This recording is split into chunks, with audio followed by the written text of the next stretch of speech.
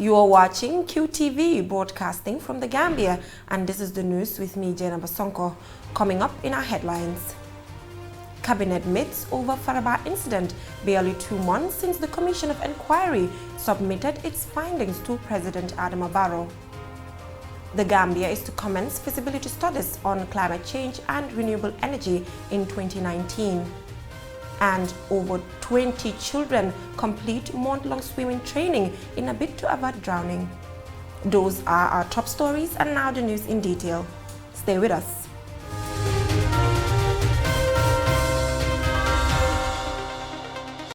President Adama Barrow on Thursday convened a cabinet meeting over the report submitted by the Commission of Inquiry into the deadly Faraba incident. The commission, headed by lawyer Emmanuel Juve, was tasked to look into the circumstances leading to the standoff between the community of Faraba Bantang and the police intervention unit, as well identify those responsible for the deaths, including those who have ordered the firings and those who have fired the shots. Additionally, the panel was expected to recommend measures to prevent a reoccurrence of the incident in Faraba and other parts of the country. QTV's Aliou Cisse was at the State House, where Information Minister Ibrahim Silla and Justice Minister Bat Tambedu shared with the State House press the outcome of the cabinet meeting. Just to tell you that Thursday's cabinet meeting, or we call it the emergency cabinet meeting, exclusively focused on the report on the Commission of Inquiry on the incident that happened in Faraba Bantang.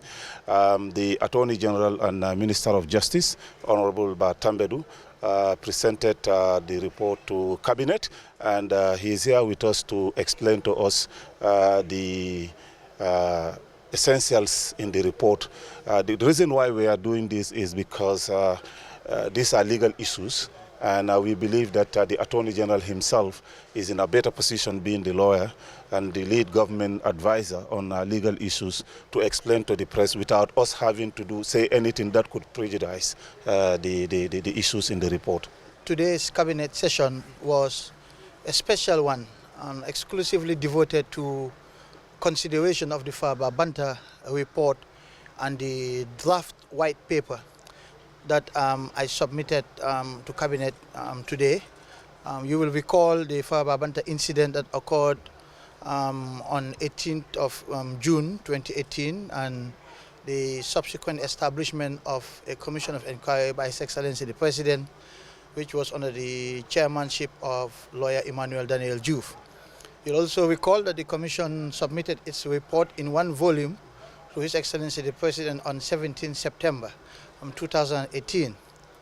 Now, the Constitution clearly provides that His Excellency the President may publish the report, and together with a statement of actions or measures the government has taken within a period of 6 months. It has only been 2 months since the report has been submitted to the President, and the government has already concluded its discussions on this report. We intend to share the report. As I said in the past, that the government has every intention of publishing this report. We intend to do so together with the white paper that we are currently finalizing following cabinet discussions.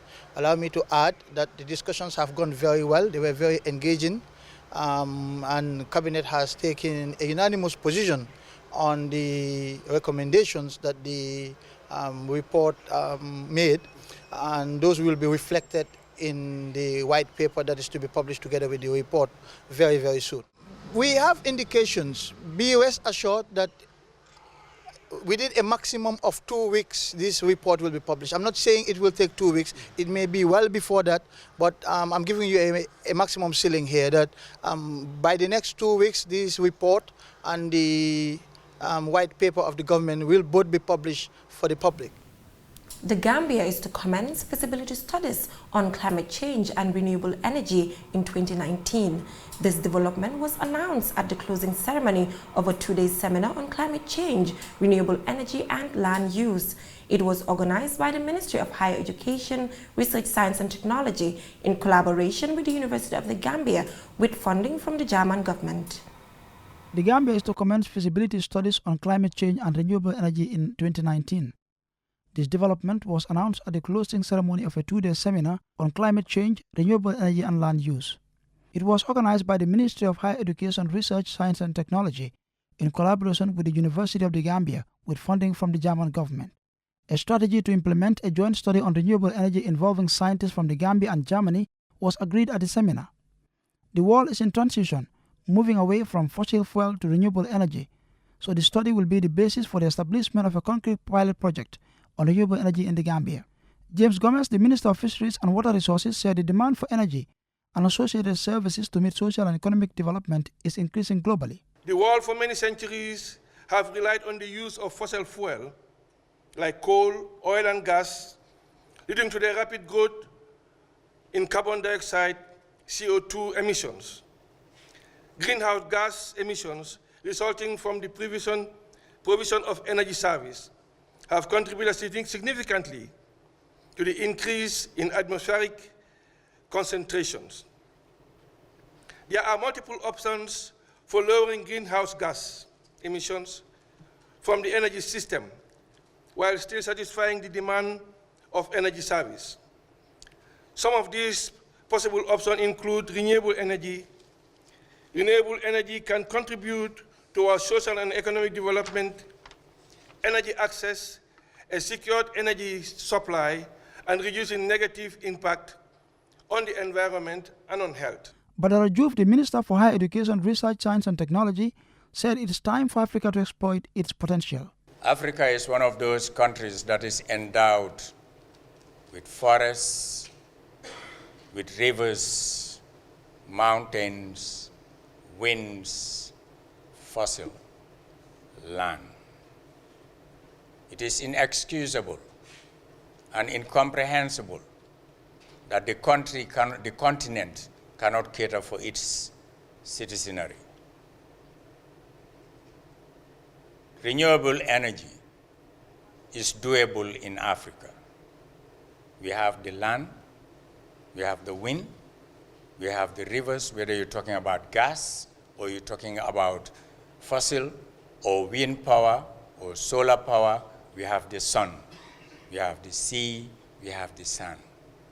There is no excuse politically, economically, to say that we cannot do it.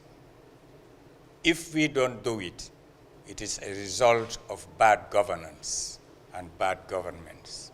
Dr. Sidat Yafa from the University of the Gambia said that they had achieved the expected outcomes from the seminar. It was from the deliberations that the recommendation to conduct feasibility studies and other suggestions emerged. Yafa further explained the impact of renewable energy. Renewable energy is part of our life because now you could hardly do anything without renewable energy, without energy, period. Electricity, even your TV camera, you need energy. And that's why it's very important for the government to have the strong political support for this project, and also so that every Gambian citizen has access and can afford electricity at the cheapest rate, because currently it's a little bit high. The energy supply, the electricity that's provided by NAWEC. If you look at your bill, you go and buy cash power, the average is a little over $10 is per kilowatt hour. That's quite expensive for every Gambian. So now that's why we want to bring in renewable energy so that NAWEC Gambia government can open up the markets so that NAWEC does not become the monopoly in energy in the Gambia. So that big companies come in from Germany or from other parts of the world to come and invest in energy in the Gambia, especially renewable energy in the changing climate, so that everybody can have easy access and affordability of renewable energy.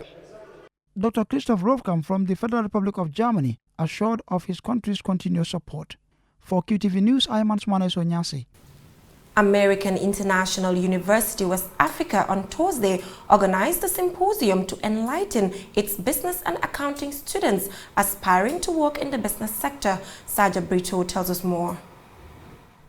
The symposium was geared towards enlightening the accounting and business students on their aspirations to be professionals in these disciplines by harnessing the talents and potentials of those in the field.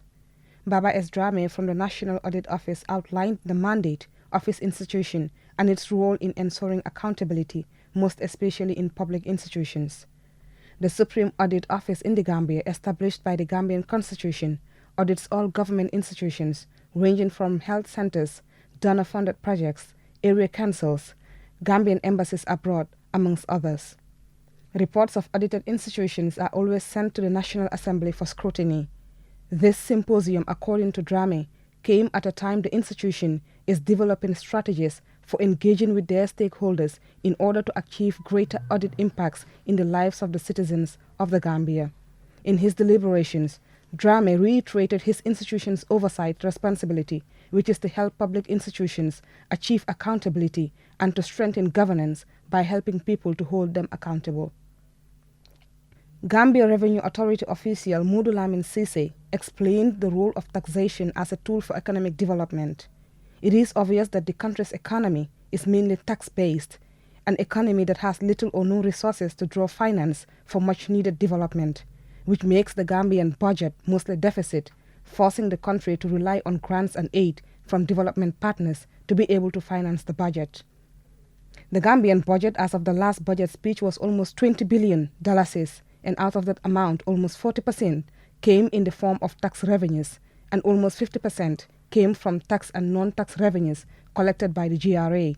This, according to Cisse, makes GRA the biggest contributor to the national budget, from which allocations are done to government departments, central government, as well as public enterprises through subventions, emphasizing the need and role of taxation. Tax is therefore a nationally recognized fiscal policy tool that is underpinned by law and critical for the conduct of government business. Cisse also called for the diversification of the economy. When the economy is not diversified, such that we rely entirely on tax revenues, the only way that government wants to finance its much-needed expenditure is through taxation. So we'll end up taxing ourselves and killing ourselves.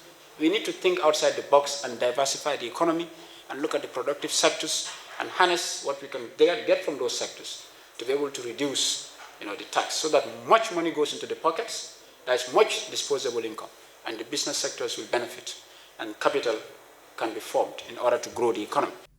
QTV News, I am Sadia Brito.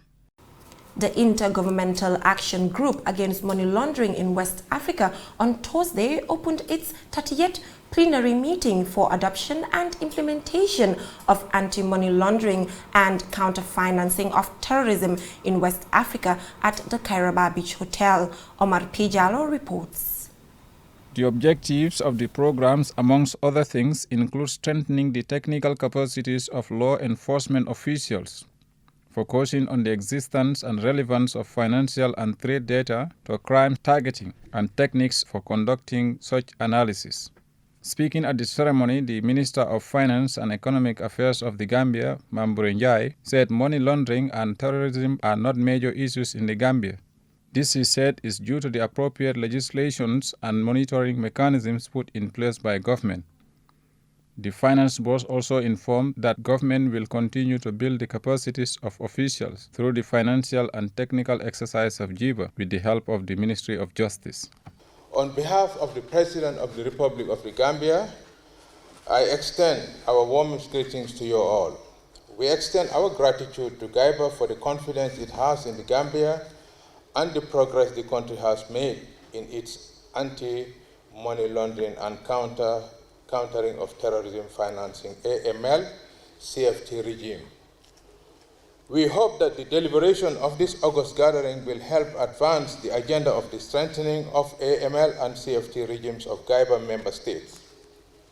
Indeed, the significant number of participants in this meeting signifies the importance your respective governments have attached to the work of the Intergovernmental Action Group Against Money Laundering in West Africa, GIBA, Financial Action Task Force, FAT, and other regional and international organizations. It also expresses the commitment of GIBA member states in combating money laundering, terrorism financing, and other forms of financial crimes.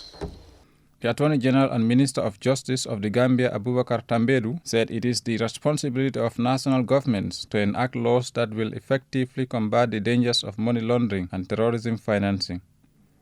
The Justice Minister also said government do not have all the needed technical experts, thus the need for JIBA to provide nations with the technical assistance. Following the first round of mutual evaluation by JIBA on the Gambia in 2008, the government of the Gambia repealed the Money Laundering Act of 2003 and enacted the Anti-Money Laundering and Combating of Terrorism Financing Act 2012. This act, as the director of FIU in the Gambia stated, created the Financial Intelligence Unit of the Gambia. To further consolidate our commitment to combating the twin menace of money laundering and related crimes, the Gambia is currently embarking on drafting a series of legislations, such as an anti-corruption bill, a mutual legal assistance in criminal matters bill, and a capital markets bill. The Director General of JIBA, Justice Kimil Abalu Aba, spoke on the activity report of JIBA. He said JIBA deals with mutual evaluation and tries to examine the anti-money laundering and counter the financing of terrorism in member states. Aba continued by saying that the framework of the 30th JIBA plenary meeting will examine the mutual evaluation report of Senegal. He said they will also look into the recent research conducted by the group on risk trends and methods in order to better understand the methods and trends used by criminals in laundering money. Other speakers included the director of FIU and the JIBA national correspondent for the Gambia, Alhaji Dabo, and the chairman of JIBA Technical Commission Plenary Committee, Francis Yusani of Nigeria. Reporting for QTV News, I am Omar Pijalo. Over 20 children have completed a month swimming training at the Joint Officers Mess in Kotu. The training was conducted under the Swim for Life project launched in August 2016. Aliou Cisse reports. Drowning is a real danger regardless of where one swims, but the benefits of swimming far outweigh the risks provided one follows simple precautions. The second phase of the Swim for Life Gambia project has ended at the Joint Officers Mess in Kotu. The month-long swimming lesson targeted children aged 8 to 16 years. It is reported annually that many Gambians lost their lives at sea. Among these are children. Sang Mendy is the project coordinator and he explains the idea behind the Swim for Life project. The project was conceived with two main objectives. The first objective is to save lives through training people to learn how to swim. And the second objective is to introduce swimming as a sport at a tender age. Yeah, these are the two main objectives, and this is why we set up. Because we also realize that swimming is a sport in the Gambia here, but not many people venture into it as a sport. But then the catch and young approach is why we actually introduced the Swim for Life project. And the second reason, which is saving lives through teaching people to learn how to swim, is because we also realize that a lot of Gambians drown in sea or the pools and they lose their lives. So these are two main objectives why we set up the Swim for Life project. Not only does the project aim to reduce the number of drowning cases in the Gambia, it also aims to introduce swimming as a sport to Gambian children at a tender age. Bori Dabo is the chairman of the National Sports Council. He applauded organizers for conceiving the idea, which he said will help in saving lives at sea. The move, he said, is very important to his ministry and the Gambia as a whole.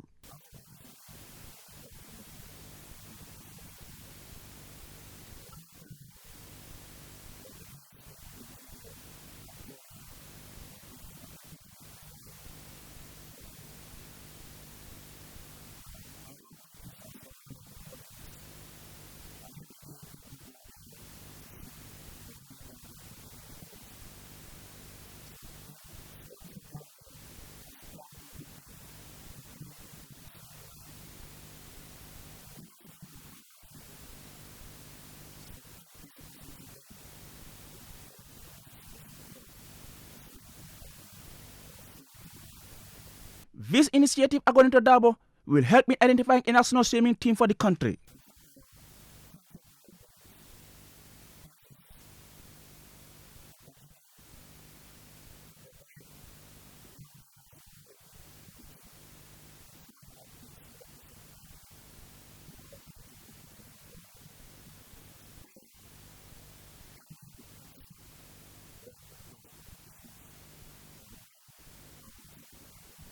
The training was conducted by well-trained lifeguards from the Red Dolphin and Lifeguard Association and professional swimming coaches in the Gambia. Musa Kamara is the lead instructor.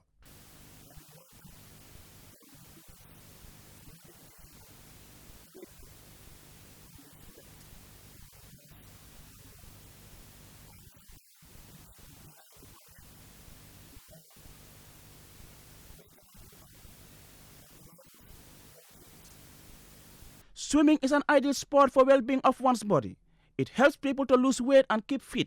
Therefore, it is believed that introducing a child to swimming at an early age will promote a healthy life. The first phase of the Swim for Life Gambia project was launched in 2016 with the training of 30 children.